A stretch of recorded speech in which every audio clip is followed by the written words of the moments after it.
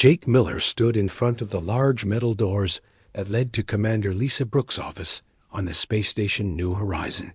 His hands were a bit sweaty as he held his assignment papers. 3 years of working alone as a detective for the Earth. Colonial Security Force had made him comfortable with his own methods.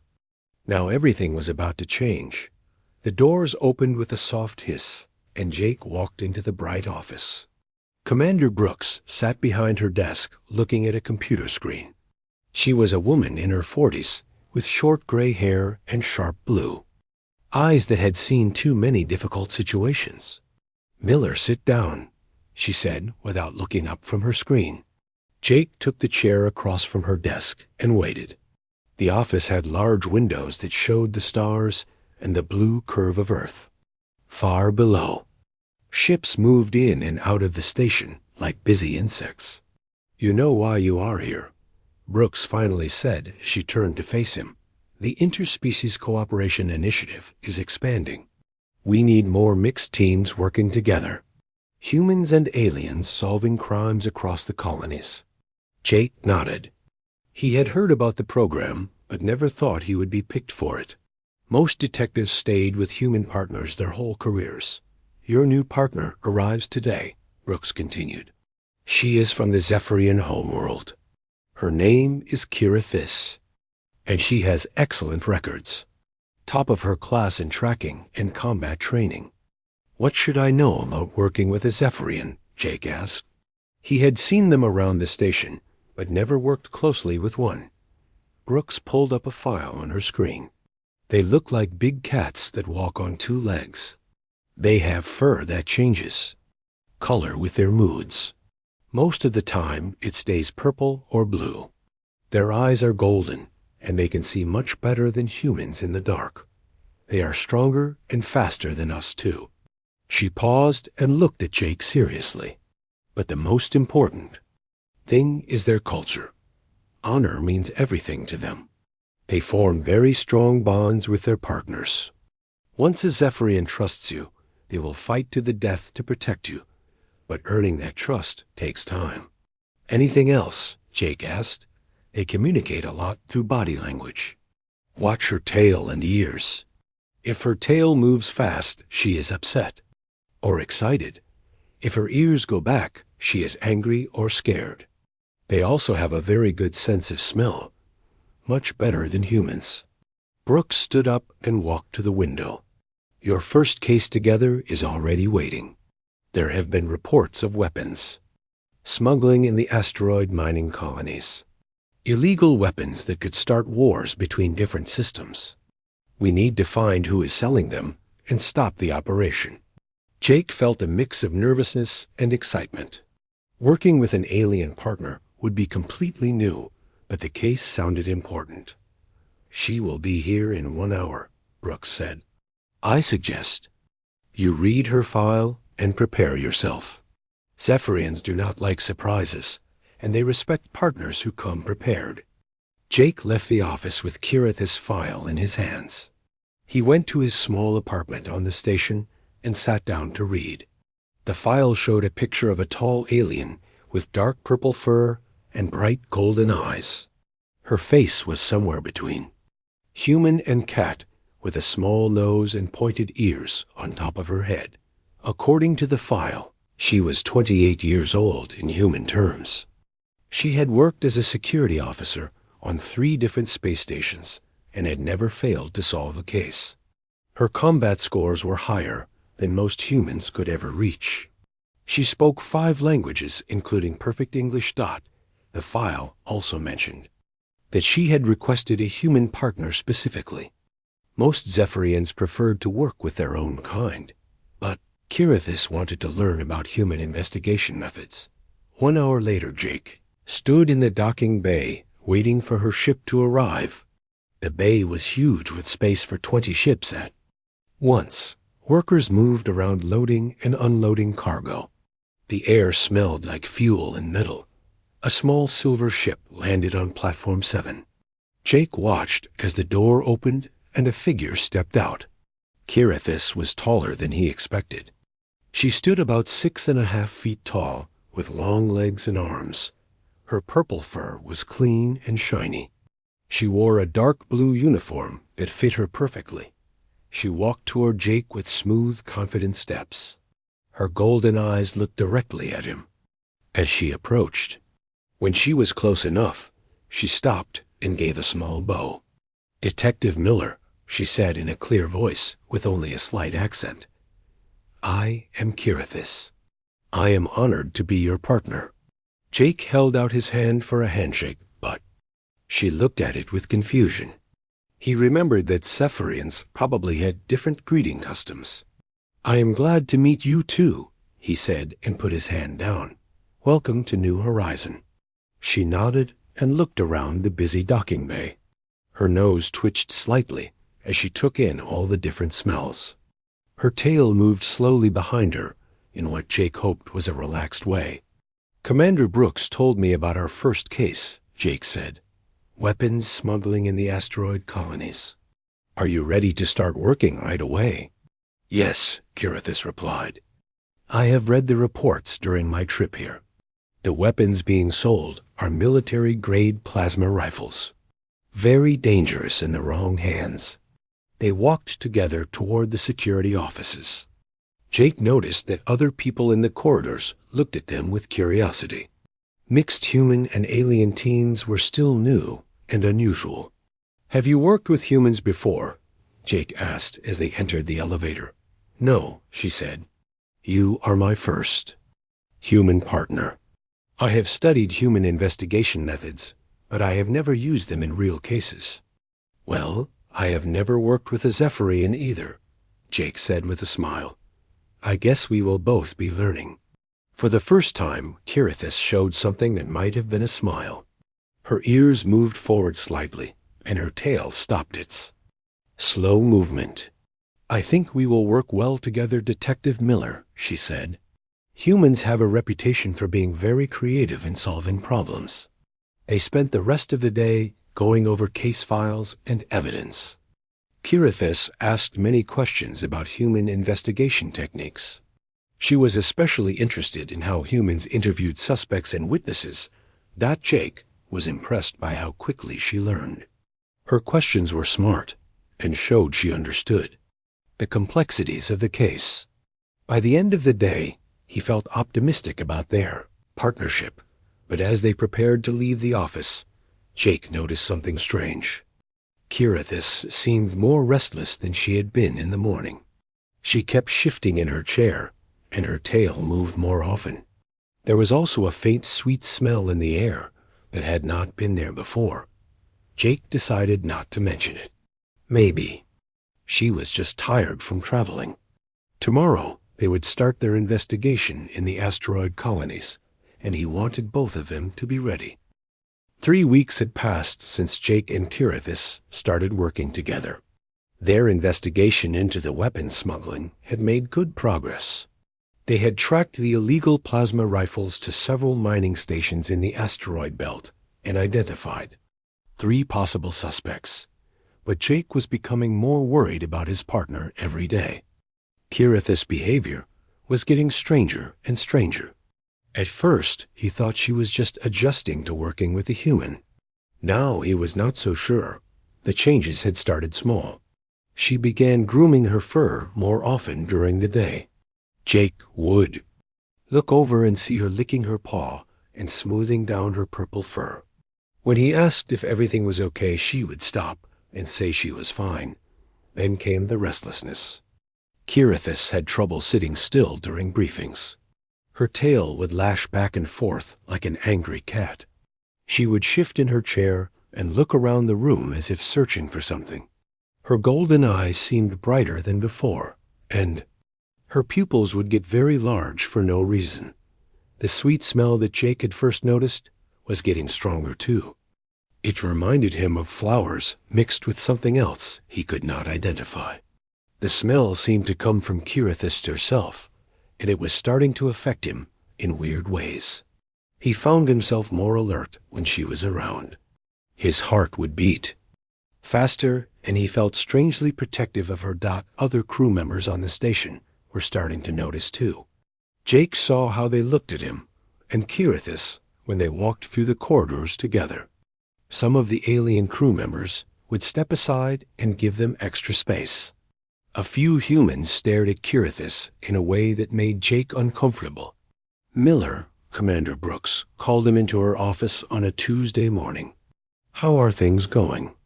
"With your partner?" "Fine," Jake said, but he knew Brooks could tell something was wrong. "We are making progress on the case. We should have the smugglers identified within a few days." Brooks looked at him carefully. "I have been getting reports about strange behavior. Is Kirithis having adjustment problems?" Jake did not know how to answer. He did not want to get his partner in trouble, but he was worried about her. "She seems more restless lately," he said finally. "Maybe she is just working too hard." Miller Brooks said in a serious voice, "If there are problems with your partnership, you need to tell me. Mixed species teams are still experimental. We cannot afford to have failures." "There are no problems," Jake said quickly. "We work well together." But that afternoon, everything changed. Jake and Kirithis were on Ceres Base interviewing a mining foreman named Pete Collins. Collins worked the night shift and had seen suspicious activity around the storage areas where weapons could be hidden. They were sitting in Collins' small office, asking him questions about what he had seen. Kirithis was taking notes on her tablet, while Jake did most of the talking. Everything seemed normal. Then suddenly Kirithis froze. Her hands stopped moving, and she stared straight ahead with a blank expression. Jake could see her nostrils flare as she breathed in deeply. "Kirithis," Jake said quietly, "are you okay?"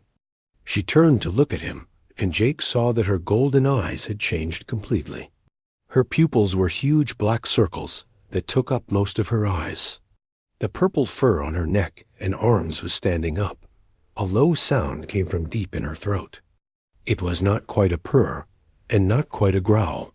The sound made every human male in the nearby offices stop what they were doing and look toward Collins' office. Pete Collins pushed his chair back from his desk and stared at Kirithis with fear and confusion. "What the hell is wrong with her?" he asked. Before Jake could answer, Kirithis jumped up from her chair and ran out of the office. Jake heard her footsteps echoing down the corridor as she ran toward their quarters. "Sorry about that," Jake said to Collins. "She has not been feeling well lately. Can we finish this interview tomorrow?" Collins nodded, but kept staring at the door where Kirithis had disappeared. Jake gathered up their notes and tablets and hurried after his partner. He found her in their shared quarters, pacing back and forth like a caged animal. The sweet smell was so strong now that it made his head spin. Kirithis was muttering something in her own language. Her tail was moving so fast it was just a blur. "Kirithis," Jake said as he entered the room, "what happened back there?" She spun around to face him, and Jake took a step back. Her pupils were still enormous, and her breathing was fast and shallow. The fur on her arms and neck was still standing. "Up, I must request transfer," she said in a shaky voice. "I must leave immediately." "What?" Jake said. "Why? What is going on?" Kirithis continued pacing and would not look at him directly. "I cannot explain. It is not appropriate. I must speak to Commander Brooks." "Not appropriate," Jake said. "We are partners. You can tell me anything." She stopped pacing and looked at him with something that might have been embarrassment, mixed with desperation. "Among my people there is a time called the Burning Time. It happens once every few years. During this time, a Zephyrian must either fight their partner to establish dominance, or they must." She stopped talking and looked away from him. "Or they must what?" Jake asked. "They must mate," she said so quietly he could barely hear her. "The biological drive is very strong. Too strong to resist if the partner stays close." Jake felt his face get hot as he understood what she was telling him. "Oh," he said, "that explains a lot." "You do not understand," Kirithis said with frustration in her voice. "This is not something that can be ignored or delayed. My body is producing chemicals that affect both of us. I can smell that you are responding to them. If we stay together much longer, we will either have to fight or—" She could not finish the sentence. Jake sat down heavily in one of the chairs. The case they were working on was too important to stop now. The weapons smugglers needed to be caught before they could sell more illegal weapons. But he could see that Kirithis was struggling with something beyond her control. "How long does this burning time last?" he asked. 2 more weeks, maybe 3, she said. "But I am losing control of my thoughts already. Yesterday, I almost attacked a human male who looked at you in a way I did not like." Jake remembered the incident she was talking about. A maintenance worker had asked him for directions, and Kirithis had stepped between them with her ears back and her teeth showing. At the time, Jake thought she was just being protective. "What happens if you request a transfer?" Jake asked.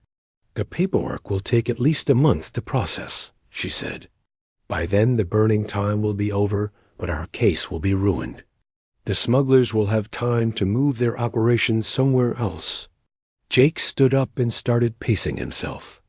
There had to be a solution to this problem. Humans were good at finding ways around impossible situations. "What if we do not request a transfer?" he said. "What if we find another way to handle this?" Kirithis stared at him like he had suggested. "Jumping out an airlock. There is no other way. Among my people, this situation has only 2 outcomes: fight or mate. There is no middle ground." But Jake was already thinking like a human. Rules were made to be bent. Impossible situations were just puzzles waiting to be solved. "Maybe there is a third option," he said. "Maybe we just need to be creative." Jake spent the entire night reading everything he could find about Safarian biology in the station database. Most of the information was basic medical data, but he found a few research papers that explained more about their mating cycles. Burning time, as Kirithis called, it was triggered by stress and close partnership bonds. The Zephyrian body would start producing powerful pheromones that affected both the individual and anyone they had formed a strong connection with. The chemicals made fighting and mating instincts much stronger, while making logical thinking much harder. What interested Jake most was that the research papers mentioned the cycle could be managed in laboratory settings. Scientists had found ways to reduce the intensity by controlling the environment and limiting exposure to the triggering pheromones by morning.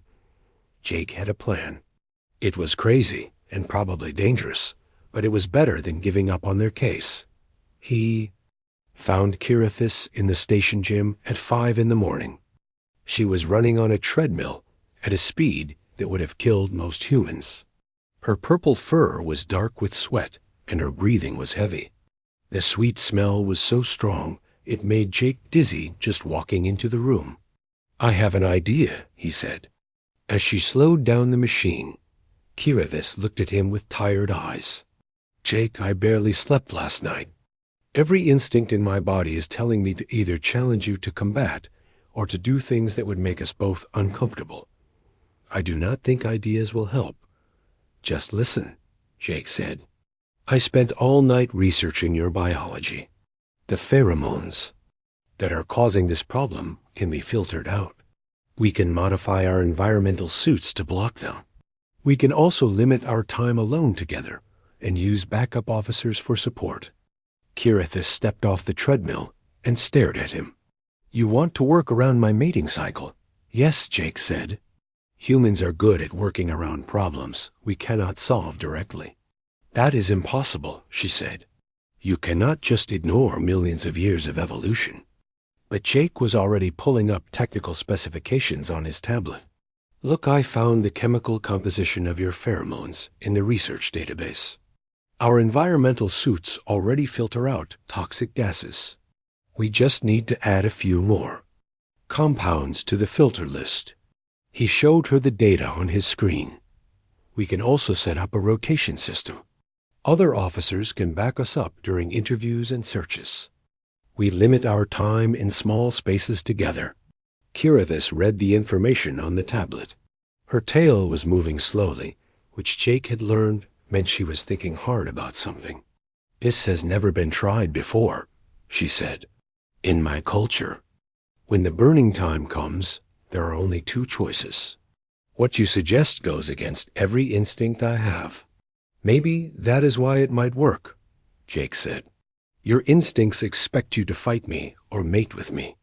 They do not know how to handle a partner who wants to do neither." Kirithis was quiet for a long time. Jake could see she was struggling with the idea. Everything in her biology was telling her this was wrong. "The smugglers," she said finally. "They are planning to move their operation soon. We found evidence yesterday that they have a buyer meeting scheduled for next week. Then we have to try this," Jake said. "We cannot let them sell those weapons to whoever wants to start a war." 2 hours later, they were in the station engineering department talking to a technician named Carlos Ruiz. Carlos was an older man who had worked on environmental systems for 20 years. He looked confused when Jake explained what they needed. "You want me to modify your air filters to block specific organic compounds," Carlos said. "That is not what those systems were designed for." "Can it be done?" Jake asked. Carlos looked at the chemical formulas Jake had given him. "Maybe. It will not be perfect. Some of the compounds will still get through. And the filters will need to be changed every few hours, or they will get clogged." "How long will it take?" Kirithis asked. Jake noticed her voice was getting deeper and more rough. The changes were happening faster now. "Give me 4 hours," Carlos said. "But I am not responsible if this goes wrong." While they waited for the modified equipment, Jake set up the rotation schedule. He contacted Commander Brooks and requested backup officers for their investigation. He told her they needed extra help because the case was getting more complex. Brooks was suspicious, but she approved the request. Detective Lisa Wong and Officer Brad Hayes were assigned to help them. Both were experienced investigators who could handle interviews and evidence collection. When Carlos finished with the environmental suits, Jake and Kirithis tested them in a sealed room. The suits looked like normal spacesuits, but with larger air processing units on the back. They were bulky and uncomfortable, but they worked. "I can barely smell you at all," Kirithis said through the suit radio. "It is very strange, like you are not really there." "Good," Jake said. "That means the filters are working." They spent the rest of the day planning their next moves in the investigation. With the modified suits and backup officers, they could continue working together without triggering Kirithis' instincts. But Jake knew the real test would come when they returned to the asteroid mining colonies. The confined spaces of their patrol ship would push his improvised system to its limits. The next morning, they boarded the patrol ship Independence for the trip to the outer asteroid belt. The ship was small, with just enough room for 4 people. Jake had arranged for Wong and Hayes to travel with them as backup. The first few hours went well. The environmental suits were working, and Kirithis seemed more like her normal self. She was able to focus on the case files and plan their investigation strategy. But as they got further from the station, Jake noticed problems starting. The suits were heavy and made it hard to move around the small ship. The air recycling system was working overtime to handle 4 people plus. The extra filtration equipment got worse. The filters were clogging faster than Carlos had predicted. Every 2 hours they had to stop and change the chemical cartridges. During these changes, Kirithis would have to leave the main cabin and wait in the airlock until Jake could get his new filters installed. "This is not sustainable," Wong said during one of the filter changes. "Those suits are not designed for long-term use." Jake knew she was right, but they were committed now. Their target was a mining station called Vesta 7, where 3 of their main suspects were working. Intelligence reports said the smugglers would be moving a large shipment of weapons within the next 2 days. That evening, they reached the coordinates for Vesta 7. The mining station was built into a large asteroid and looked like a metal city growing out of rock. Dozens of cargo ships were docked at various ports around the station. There, Kirithis said, pointing at one of the ships. Even through the environmental suit, Jake could hear the excitement in her voice. That is the ship we have been tracking. The one registered to Marcus Stone. Stone was their primary suspect. A former military officer who had been discharged for selling weapons to unauthorized buyers. If he was on Vesta 7 with a cargo ship full of illegal plasma rifles, they could end the smuggling operation tonight. But as they prepared to dock with the mining station, Jake noticed something wrong with Kirithis' suit. Red warning lights were flashing on her air processor. The main filter housing was cracked, and pheromones were starting to leak into the ship cabin. "We have a problem," Jake said, as the sweet smell began to fill the air. Kirithis looked at her suit readings, and Jake saw her pupils starting to dilate again. "The filter is failing," she said in a strained voice. They were less than an hour away from their target, and Jake could see that Kirithis was losing control again. Her hands were shaking, and her tail was starting to move faster. Wong and Heise were looking at them both with concern and confusion. They did not understand what was happening, but they could sense the tension in the small cabin. "Jake," Kirithis said, and her voice was getting deeper again. "I do not think I can control myself much longer. The biological programming of millions of years was fighting against Jake's technological solution, and it looked like biology was winning." The sweet smell filled the small cabin of the patrol ship as Kirithis' suit failed completely. Jake watched his partner struggle against instincts that were millions of years old. Her golden eyes were almost completely black now, and her breathing was getting faster. Wong and Heise backed away toward the rear of the cabin.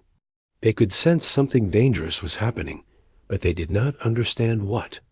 The two humans looked ready to run or fight, depending on what Jake told them to do. "Everyone stay calm," Jake said, but his own heart was beating fast. The pheromones were affecting him too. Every male instinct in his body was responding to the chemicals Kirithis was producing. He felt more alert and aggressive than he had ever felt in his life. Kirithis was making the low sound in her throat again. Her claws had extended from her fingertips, and her tail was moving so fast it was hitting the cabin walls. She looked at Jake with an expression that was part desperation and part hunger. "Jake," she said in a voice that was barely recognizable, "I cannot control this much longer. You need to either fight me or—" She stopped talking and took a step toward him. Jake could see the conflict in her eyes.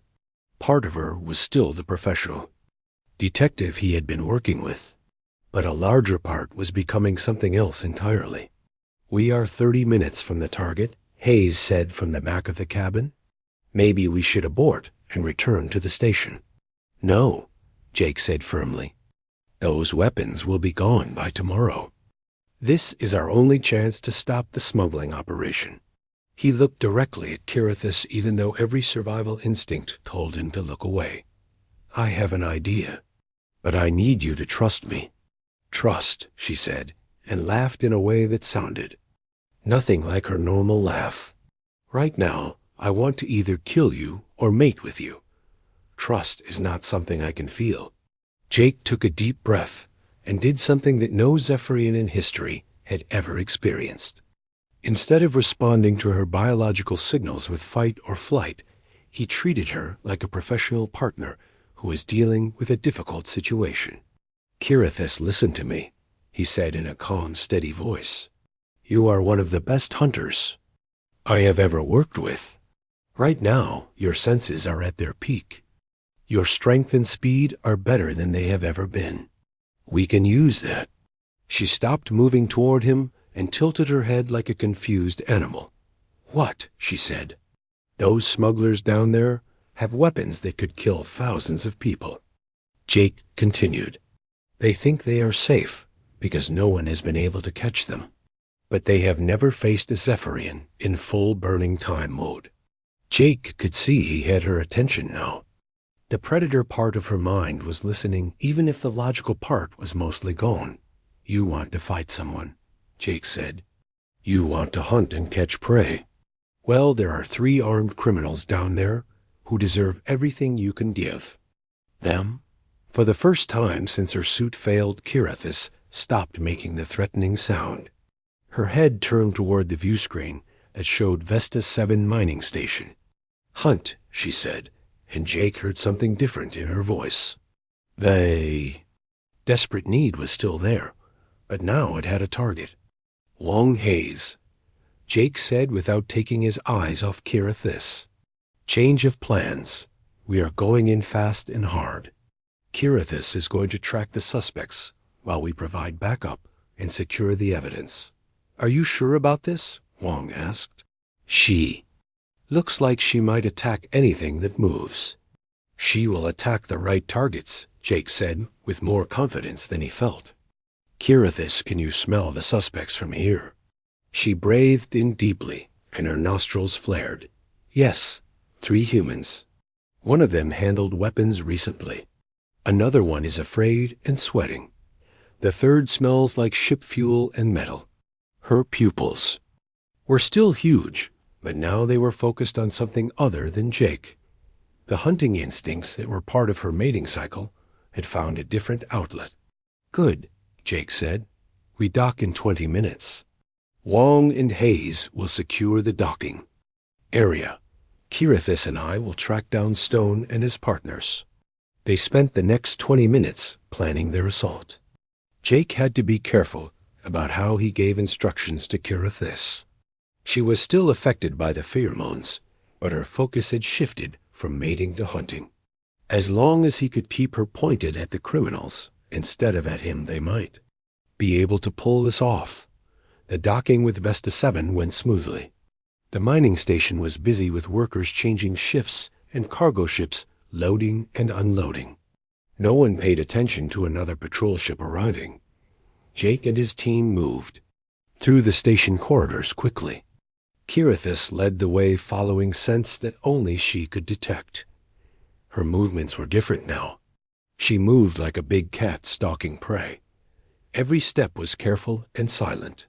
"Stone is close," she whispered as they approached the cargo bay section. "He is with 2 other men. They are loading something heavy into shipping containers." Jake signaled for Wong and Hayes to circle around to the other entrance of the cargo bay.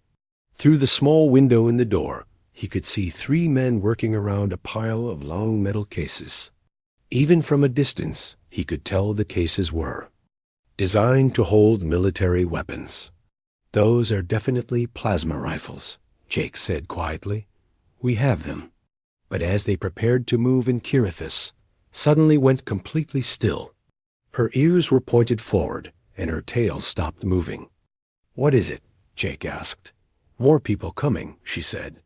6 men with weapons. They will be here in 2 minutes. Jake realized they had walked into a trap.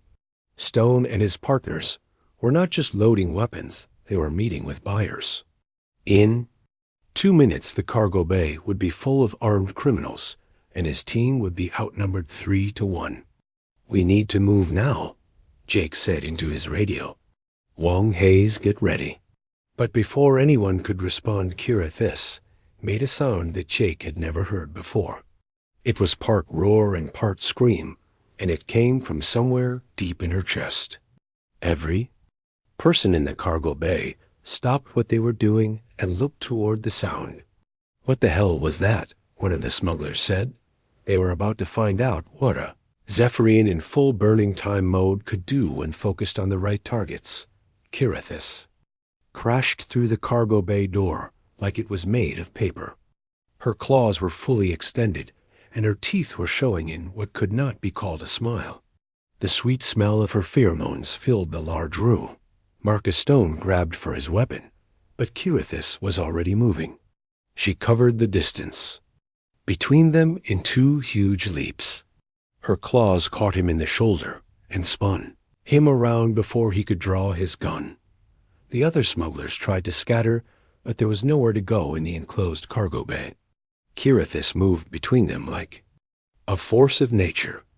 She was faster and stronger than any human could be, and her senses told her exactly where each target was trying to hide. Jake and his backup team moved in to secure the scene, but there was not much left for them to do. In less than 3 minutes, Kirithis had taken down all 3 smugglers and was standing guard over them with her claws ready. The 6 reinforcements that she had smelled approaching arrived just in time to surrender. When they saw what had happened to Stone and his partners, they dropped their weapons without being asked. "Well," Jake said as he looked around the cargo bay full of unconscious criminals and enough illegal weapons to supply a small army, "I guess that worked." Kirithis looked at him, and for the first time in days, her eyes looked almost normal. The hunting had satisfied something in her that fighting or mating could not have achieved. "Yes," she said, and her voice was getting back to its normal tone. "I think it did." 3 days after the successful raid on Vesta 7, Jake sat in Commander Brooks' office, writing his final report on the weapons smuggling case. The illegal plasma rifles had been confiscated, and Marcus Stone, along with his partners, were in custody, waiting for trial. The case was closed, and Jake should have felt satisfied. Instead, he was worried about Kirithis. After the intense hunting experience in the cargo bay, her mating cycle had ended abruptly. The sweet smell was gone, and her behavior had returned to normal. But she had been very quiet during the trip back to New Horizon Station. "Miller," Brooks said as she read through his report, "this is remarkable work. You and Kirithis stopped a weapons smuggling operation that could have destabilized 3-star systems. The plasma rifles you recovered were enough to arm a small invasion force." "Thank you, Commander," Jake said. "But I need to ask about something else. What happens to mixed species teams when biological problems come up?" Brooks looked at him carefully. "What kind of biological problems?" Jake had been thinking about how to explain what had happened without getting Kirithis in trouble. Hypothetically, what if an alien partner had natural cycles that made working together difficult? "Hypothetically," Brooks said with a slight smile, "I would say that overcoming those kinds of challenges is exactly why the interspecies cooperation initiative exists. We need to learn how different species can work together despite their biological differences." She leaned back in her chair. "Miller, I have been getting reports from other stations about your methods during this case. Modified environmental suits, backup rotation schedules, creative use of natural instincts during the arrest operation. Is there something you want to tell me?" Jake realized that Brooks probably knew more about what had happened than she was letting on. Station commanders heard about everything eventually. "Kirithis went through a difficult period," he said finally. "We found ways to work around it, instead of requesting a transfer." "And how did that work out?" Brooks asked. "Better than either of us expected," Jake said. "We solved the case and learned some things about human and Zephyrian cooperation." Brooks nodded. "I have been contacted by the Interspecies Training Academy. They want to interview you and Kirithis about your methods. Apparently, you are the first human Zephyrian team to successfully work through a mating cycle incident."